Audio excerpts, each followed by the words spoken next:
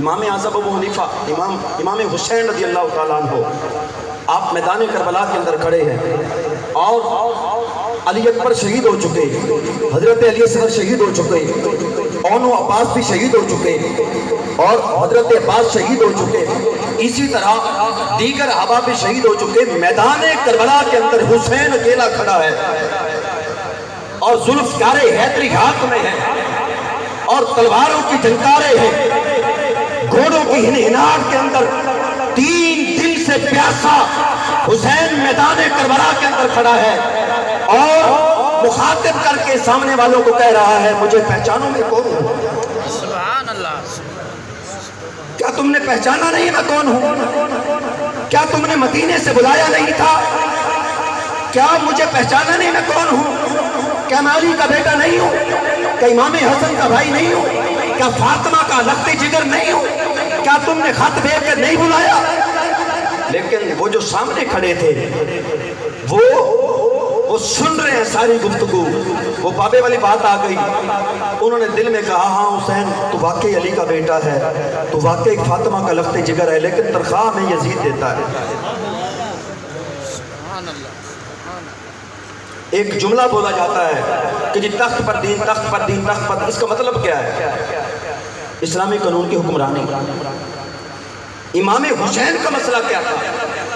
امام حسین کو 150 خطوط لکھے کوفے والوں نے اور خط کے اندر انہوں نے کہا کہ انہوں نے شراب کو ایسے پینا شروع کر دی جیسے حلال ہو گئی ہو، انہوں نے بہن بھائی کے نکاح کو حلال قرار دے دیا ہے، اور جہاں سر عام قتل عام ہوتا ہے، ظلم و ستم ہوتا ہے۔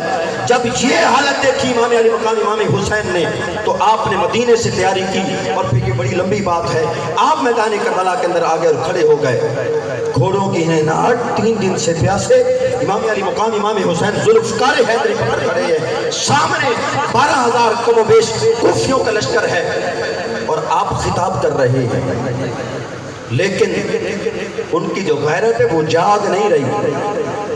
لوگوں کے دل میں آتا ہے جی فلاں جو ہے اس نے مدینے اتنے چکر لگائے ہیں، فلاں جناب کو فلاں جگہ جا کے ناموس رسالت پر تقریر کر کے آیا ہے، لوگ حضور کے پیچھے نماز کو پڑھ کے بھی کچھ لوگ منافق رہ گئے،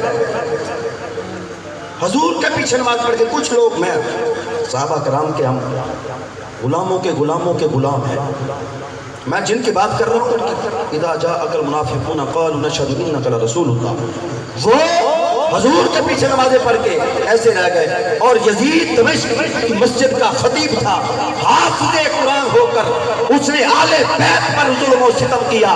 اے حسینیوں، تمہیں سمجھ نہیں آئی کہ امام حسین رضی اللہ تعالیٰ عنہ کی سنت پر چل کر وہ فیض آباد کے اندر بابا کیوں کیا تھا؟ اس کو کیا تڑپ تھی؟ اس کو ایک ہی تڑپ تھی، وہ یہ تھی کہ جس کلمے کی بنیاد پر ملک لیا ہے اس ملک کے اندر دین کو نافذ کر۔